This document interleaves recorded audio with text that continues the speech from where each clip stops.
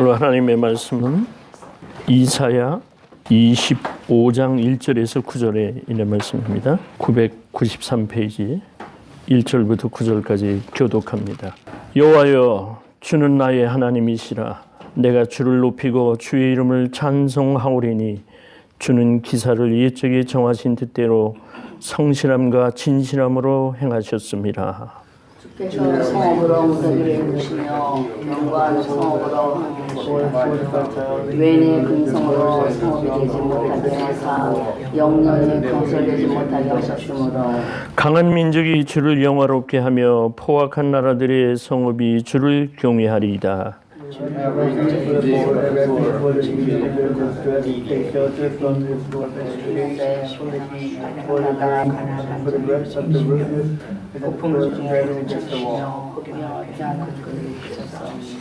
마른 땅에 폭양을 제함같이 주께서 외인의 헌화를 그치게 하시며 폭양을 구름으로 가리움같이 포악한 자의 노래를 낮추시리이다.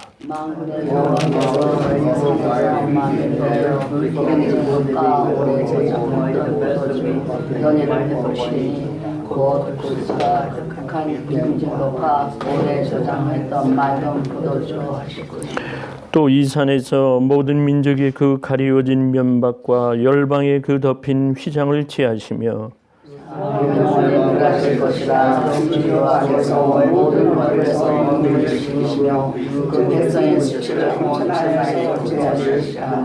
여호와께서 이같이 말씀하셨느니라. 9절 우리 다 함께 그날에 말하기를 이는 우리의 하나님이시라. 우리가 그를 기다렸으니 그가 우리를 구원하시리로다. 이는 여호와시라. 우리가 그를 기다렸으니 우리는 그 구원을 기뻐하며 즐거워하리라 할 것이며. 아멘. 하나님은 목표와 목적을 가지고 계십니다. 하나님께서 세상을 창조하시고 인류에게 번성하라, 생육하고 번성하라, 땅을 정복하라 하시는 명령을 주시면서 이 세상을 하나님의 나라로 회복하게 하시는 것이 하나님의 목적과 또 목표가 되십니다. 그 가운데 오늘 우리들이 살고 있고 또 온 세계를 구원하고 또 그에 따라 심판이 있는 앞날을 생각할 때 오늘 우리가 할 일이 무엇인가를 또 우리의 정체성이 무엇인가를 살피게 해주는 오늘의 말씀입니다. 이 하나님의 칭호를 이사야에서는 이스라엘의 거룩한 자다 그렇게 칭호를 합니다. 그래서 여러분이 구약에서 이사야서를 많이 좀 읽으세요. 왜냐하면은 이사야서는 전권이 66편으로 되어 있는데 성경이 66권으로 되어 있거든요. 그래서 1권에서 39편까지가 하나님에 대한 옛 구약에 대한 하나님의 섭리를 얘기하시고 40편부터 66편까지가 장차 오실 메시아에 대한 이 세상을 구원에 대한 그 내용을 거기에 담고 있습니다. 그래서 66권의 이사야를 우리가 축소된 그 성경이다 이렇게들 별칭을 갖고 있습니다. 오늘 25장을 보면은 하나님의 심판을 면하게 하면서 하나님의 사랑을 말씀하고 계십니다. 이건 이사야의 신앙 고백이고 이사야가 하나님 앞에 찬양을 드리는 그런 내용입니다. 자, 하나님과 우리 사이는 약속이 있습니다. 아브라함에게 주셨던 그 약속을 오늘도 계속 유효해서 현재 우리 하나님을 믿고 구원받은 백성들에게는 하나님의 약속을 해주십니다. 그리고 그 약속을 반드시 하나님은 성취하신 분이다. 이거죠. 우리가 성경을 창세기부터 계시록까지 쭉 읽어보면 그 맥이 있어요. 하나의 맥이 있는데 하나의 맥은 하나님께서 인류를 구원하시기 위한 당신의 사랑이다. 그래서 장차 이제 사랑을 베푸심에도 심판이 오게 돼 있는데 그때 구원을 우리는 지금 구원받아서 심판을 면하게 해야 된다.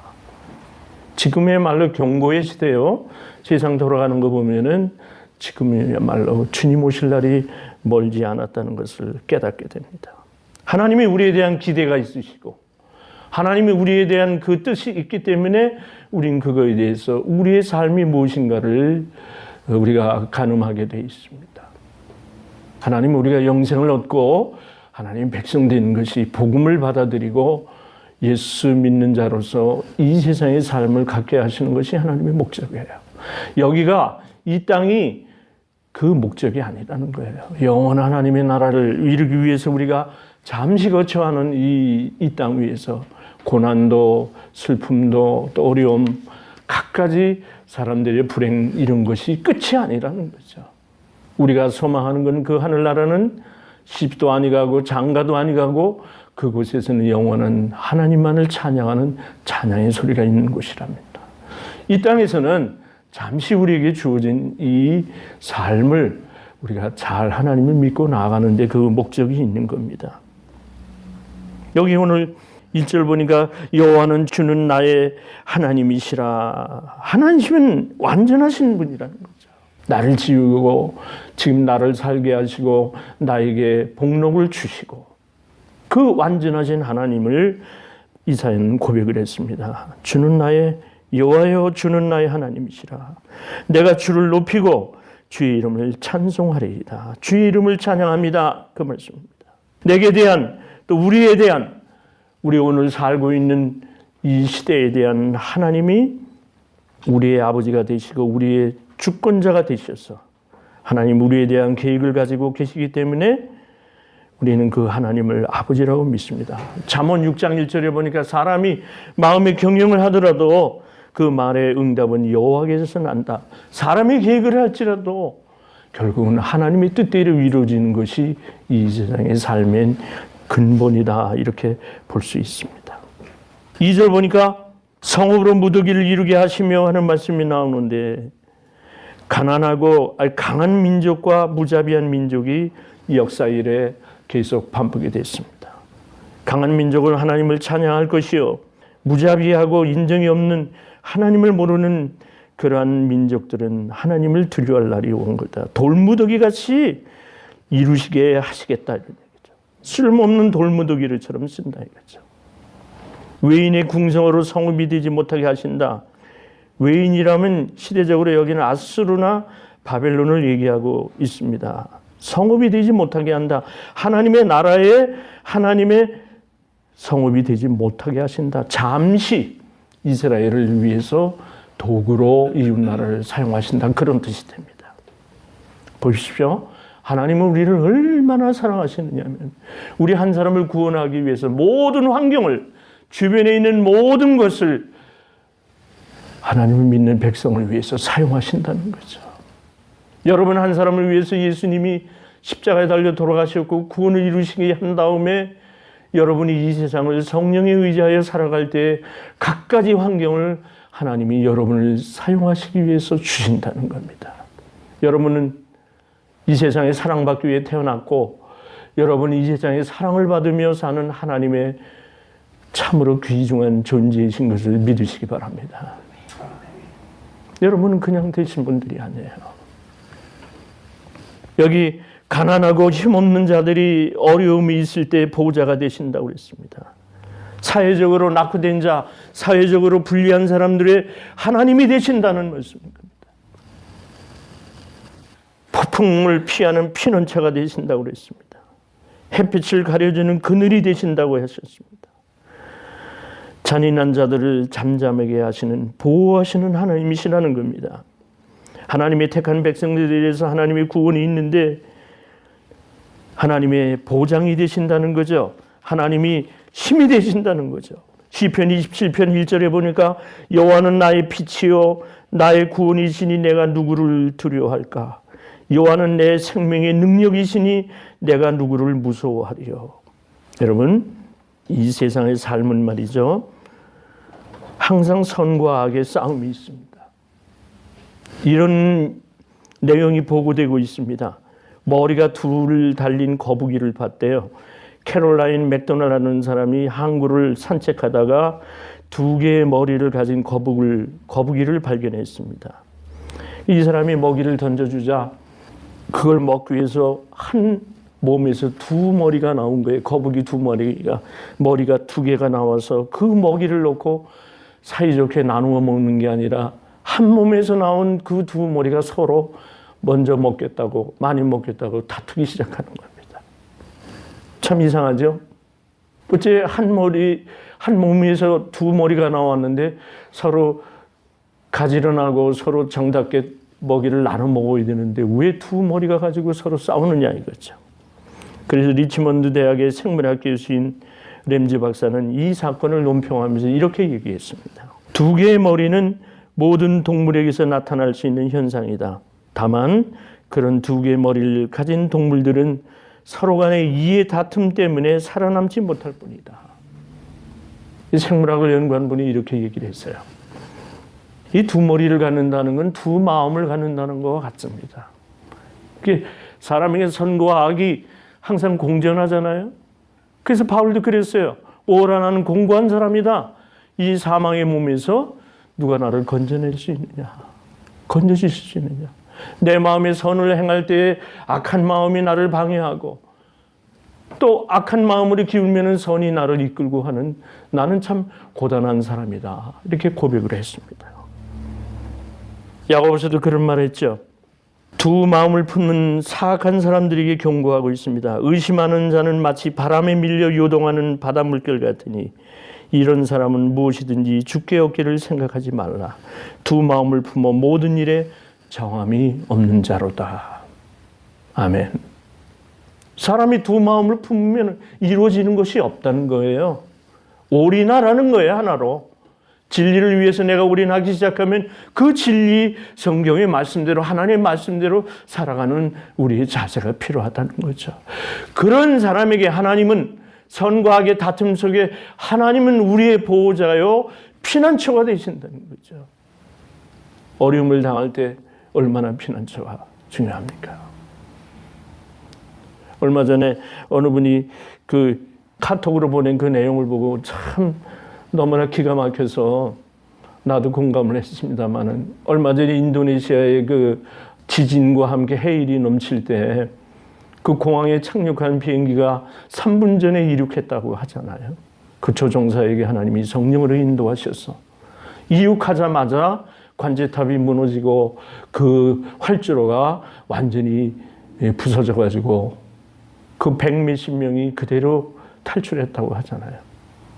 인도네시아가 이번에 아주 큰 지진과 그 해일을 만났었습니다. 그 하나님은 말이죠.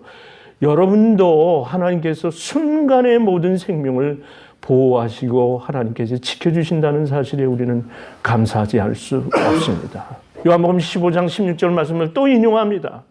너희가 나를 택한 것이 아니요 내가 너희를 택하여 세웠나니 이는 너희로 가서 열매를 맺되 항상 그 열매가 항상 있게 하여 항상 그 열매가 있게 한다는 것이 하나님의 우리를 향하신 뜻이라는 겁니다. 우리가 이 세상 거저 사는 거 아닙니다. 그냥 사는 거 아닙니다. 하나님이 보호해 주시고 그늘이 되시고 피난처가 되셨어요. 여러분을 지키시면서 하나님은 우리를 향하여 하나님 나라 이루어지는데 하나님이 우리를 도구로 기뻐하심으로 사용하신다는 그런 사실인 겁니다.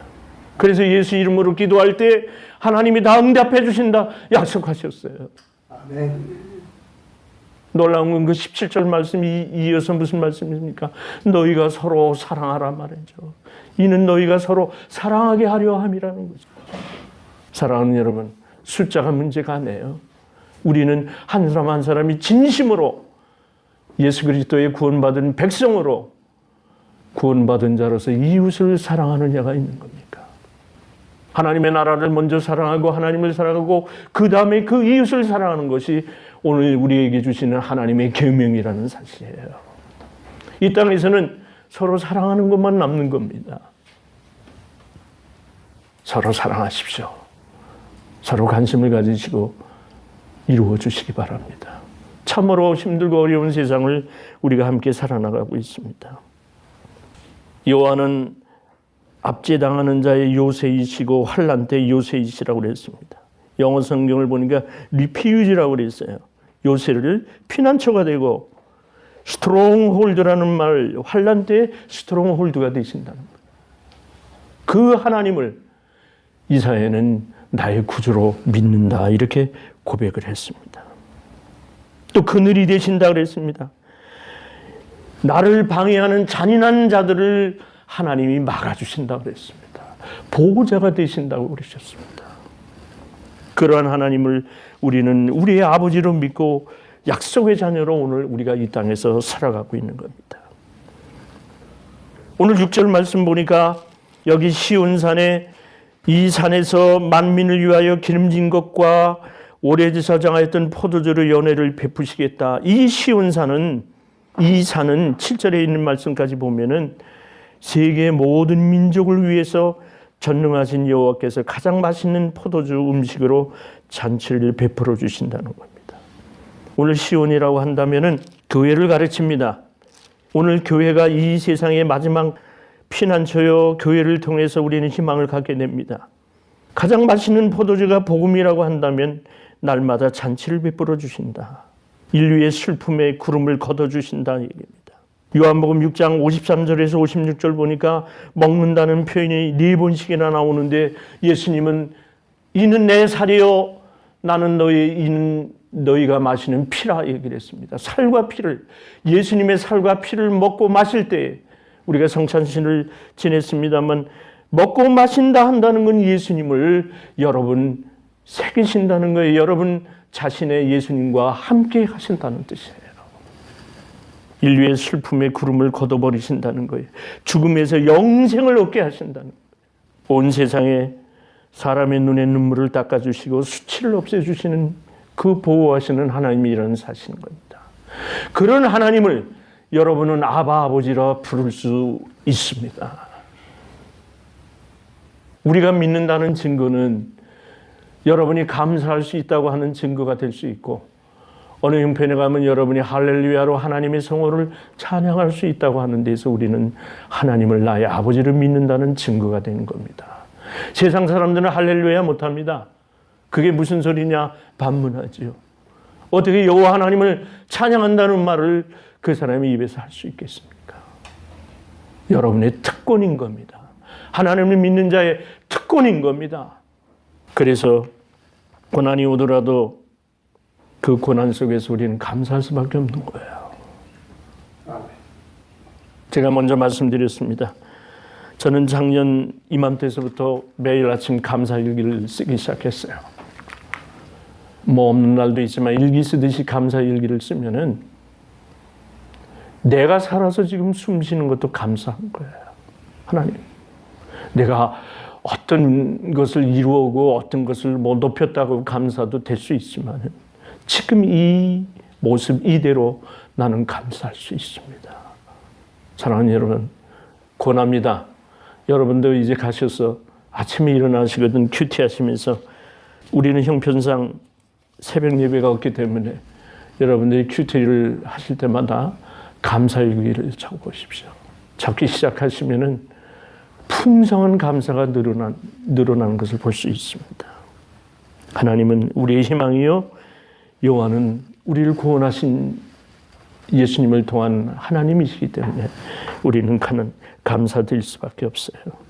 이제 7절 보니까 이 시온산에서 모든 민족의 그 가려진 면박과 열방에 덮인 휘장을 취하시고 사망을 8절에 영원히 멸하실 것이라. 아멘.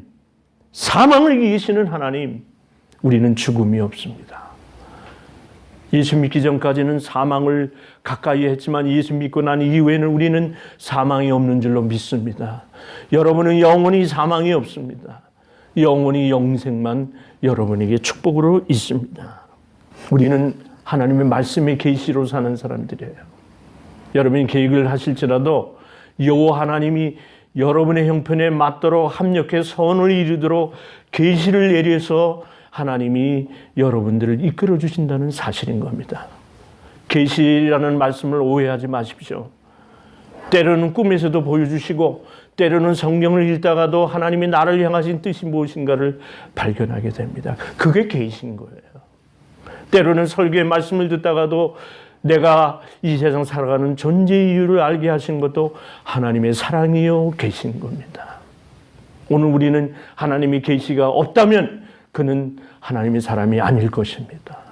성령님이 여러분을 인도하시기 때문에 오늘 여러분들이 죄를 회개하고 하나님을 믿기 시작한다면 그 믿음 안에 여러분을 이끌어 주시는 좋으신 하나님이신 겁니다. 그래서 그는 우리 하나님이시고 우리는 하나님을 기다립니다. 그 기다리는 하나님이 메시아인 겁니다.